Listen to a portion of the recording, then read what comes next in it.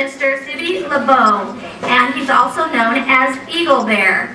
And he is the great-grandson of Sitting Bull, and I hope I pronounced this correctly, also the great-grandson of Ohiosa on his mother's side. He also speaks the archaic languages. So I would like to also tell you that because you're at the Veterans Home today, this gentleman is also a World War II veteran, and he was a code talker during World War II, and I'm sure a lot of you have heard about the code talkers.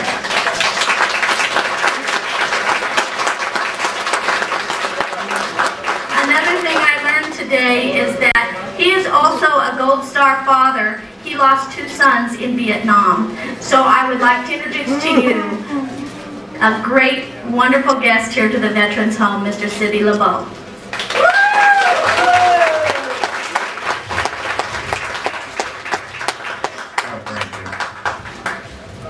Can you hear me? Yeah. Greetings, ladies and gentlemen. I am Dakota. I am Dakota. My name is Mato Wombly. My angelic name is LeBeau. The first name is Sibby. That was my little boy's name, so I kept that when the government told me that I must have a name other than the Indian name.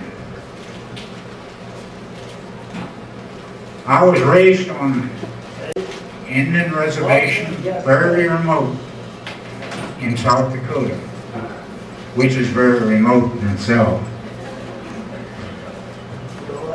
I got the name LeBeau, which is French.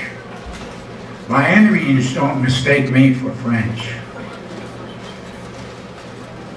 My grandfather was picked up and taken to the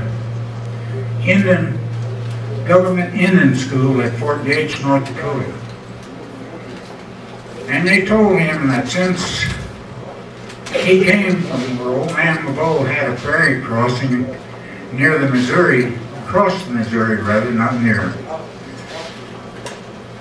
his name would be LeBeau.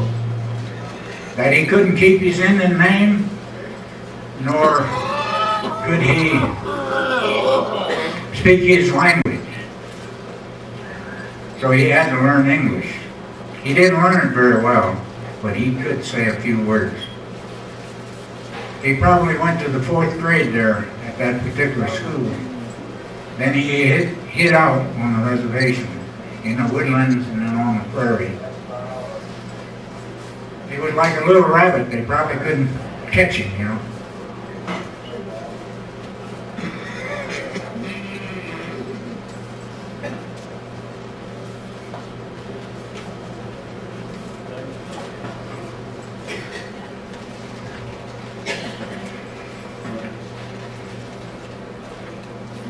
I wrote this little piece the other morning, about 1 o'clock, 2 o'clock. I said, I am a Native American. In the course of my lifetime, I have lived in 2 distinct cultures. My people lived in communal housing. My grandfather's house, contrary to the popular belief in Hollywood, their teepee was more like your camping trailer or your travel trailer. They had their houses built along the river. His house was 80 feet long by 40 feet wide. All his sons and their family lived in this large dwelling.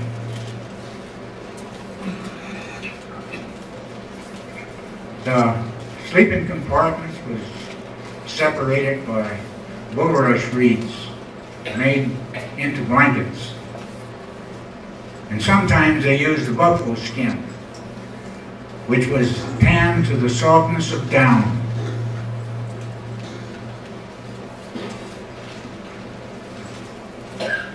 The the people that lived in these houses learned to respect one another.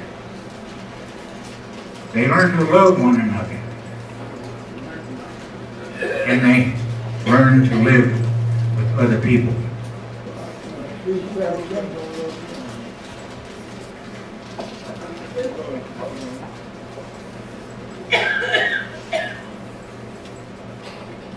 And besides the deep respect they had for one another, they had a deep respect for Mother Nature, for Mother Earth. My father dearly loved the earth.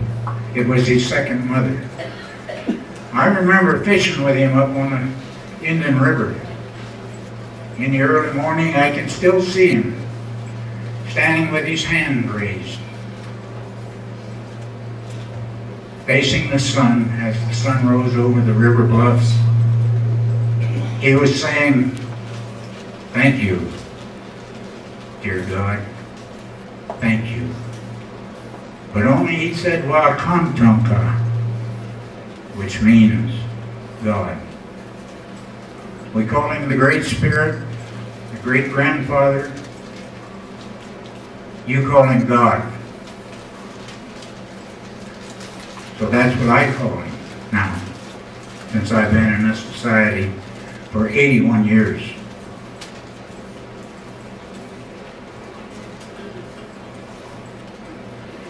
I see people living in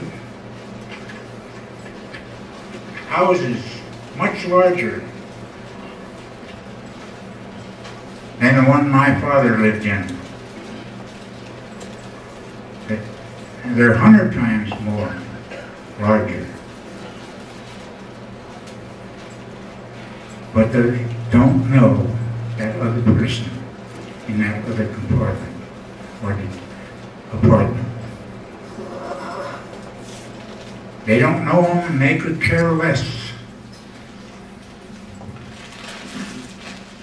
I don't understand this society's how they can dwell in so much hate and so much misunderstanding with each other. I think we have to all reconcile ourselves and try to be better people toward one another.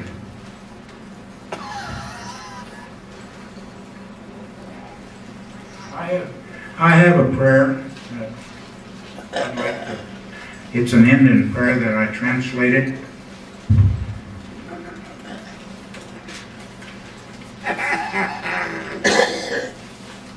O Great Spirit, whose voice I hear in the wind, and whose breath gives life to all the world, hear me. I come to you, one of your many children. I am small, and I am weak. I need your strength and wisdom. Let me walk in beauty and make my eyes forever behold the red and purple sunset. Make me wise so that I may know the things you have taught my people, the lessons you have written in every rock. I seek strength, not to be greater than my brother, but to fight my greatest enemy, myself. Make me ever ready to come to you with straight eyes, so when life fades as the fading sunset, my spirit may come to you without shame. Echatolo, that means I have spoken. Ilamaye means thank you all. God bless you.